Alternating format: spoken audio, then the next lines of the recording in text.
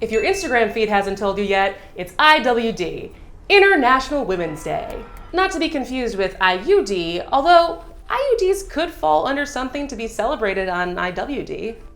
Anyways, International Women's Day is meant to both celebrate the achievements of women around the world and provide a call to action for accelerating gender balance. Seriously, the International Women's Day 2019 campaign is balance for better. But it's not just hyperbole. More gender balance does have positive externalities. Countries with more women in government have healthier populations. Companies with women on the boards tend to perform better. And there's new data showing that men living in highly gender equal societies have a better quality of life. Because God forbid we ever advocate for something that doesn't also benefit men. But we are far from things being balanced, globally or in the US. Not for lack of trying though. Policymakers and organizations have been working towards achieving gender diversity for decades. The tech industry alone has spent $1 billion over the last 5 years trying to solve its diversity problem. But all this research and policy and money has failed to embrace a seemingly basic step to leveling the playing field: quotas. Yep, gender quotas. They are exactly what they sound like: a legal obligation to secure a number of seats for women. Over 100 countries have some form of gender quotas for elected office. In the private sector, multiple Western European countries require women to make up 40% of corporate boards. And as of last year, California followed suit, mandating the same requirement for companies headquartered there. But in the rest of the United States, quotas, not so much our thing. You know, American liberalism and all. So use of quotas is far from consensus, and there is plenty of contention about their expected benefits and potential pitfalls. To learn more about these benefits and pitfalls, we go to our first ever Below the Fold political punditry. Good morning, and welcome to Political Punditry. I'm your host, Kristin Brey, and today we continue our discussion on the legitimacy of instituting gender quotas in America. First, California corporate boards. What next?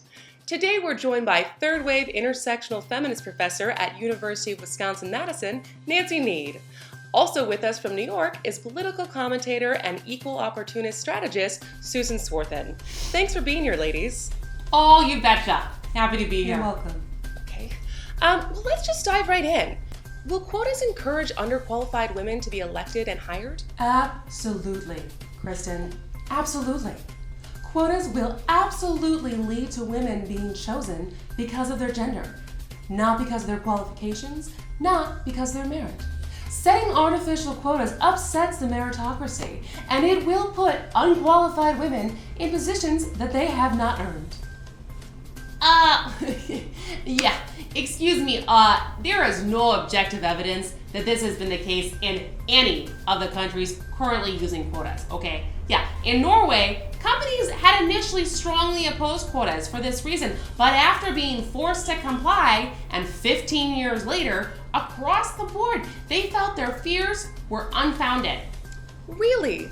Well, that is good to hear because it does seem as though quotas are the most efficient way to achieve equal representation for women. Indeed, Kristin, indeed. As women, we have the right as citizens to equal representation, which is 50%.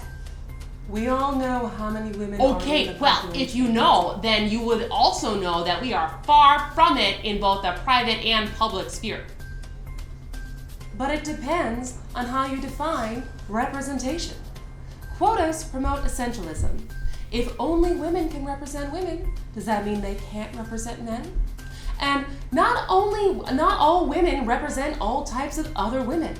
Nancy, do you really want half the Senate full of Susan Collins? Oh no, I definitely don't want that. Yeah, I don't think anyone wants that. But moving on, I think an important question is, will American women embrace the idea of quotas? Well, not to sound too much like Ivanka, but I believe American women want to earn their position in life. They don't want to be undermined or thought of as a quota hire. We have enough imposter syndrome to deal with already, am I right? Actually, agreed, but that stigma is largely dependent on what the quota actually is.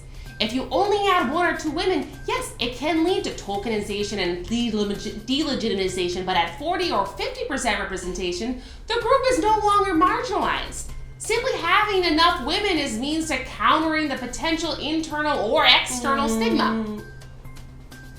I don't buy that. What do you mean you don't buy that? That's not a rebuttal. Moving on. Our culture is largely based on the idea of equal opportunity. How would quotas affect that?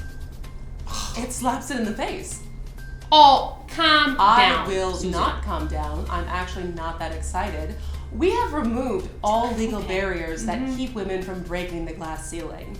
So now it has to be up to the individual women to achieve it. We can't have our hands held in the pursuit of equality. Oh, come on, Susan. You and I both know that real equal opportunity does not exist. Gender biases are built into the human decision-making process and thus our organizational systems. Therefore, quotas compensate for the actual barriers that prevent women from fully realizing their equal opportunity. Quotas aren't even legal. Oh, well, that's a gray area. Federal courts have already struck down rules requiring private entities to then adopt why did quotas. California just pass that new law? There's an onslaught of lawsuits against the rule. Well, God knows that even settled law isn't safe anymore as settled law in this country, so... Hey. I don't know. No sad faces. Roe is still intact for now. Let's talk about if quotas dismantle systemic discrimination. Kristin, in a word, yes. Do you want to say more about that? Yes. Quotas normalize women in public and private leadership positions. Women are just as qualified as men, but women's qualifications are downgraded and minimized in a male-dominated system. Research shows that supposed meritocratic systems are just as susceptible to biases as other systems. Thus, quotas provide a straightforward framework to overcome these unconscious biases so we don't wait for the old systems to just all of a sudden wake up and welcome women. Susan, response? I'm thinking. Okay, got it. Forcing an outcome doesn't actually address underlying discrimination. That's all you got? What do you think actually is going to address underlying discrimination? More diversity trainings? No one likes those. All right, ladies, we only have time for just one more question. What about the argument that putting women at the top has positive externalities for the entire organization? Yes. Oh, yeah. Yeah. Okay, so the thought there is that it translates into more women at senior levels in organizations, more focus on diversity, and more gender equality. But does it though, Nancy? What do you mean? For as much as you love to reference Norway and how progressive Europe is compared to us, I would have thought you would have already known that all the gender quotas on the boards in Europe basically only benefited the elite women who were picked for those seats. Really? Across Europe, quotas did not increase female representation in corporate leadership positions, they didn't reduce gender pay gaps, and basically they just benefited only the women who were selected for those board roles. Really? Really. I'm not sure that the socialist in you really wants to be promoting more Sheryl Sandbergs who support their bottom line more than they support the sisterhood. Well, that's not the only type of quota. But, shit. Oh, God, Nancy, we're live.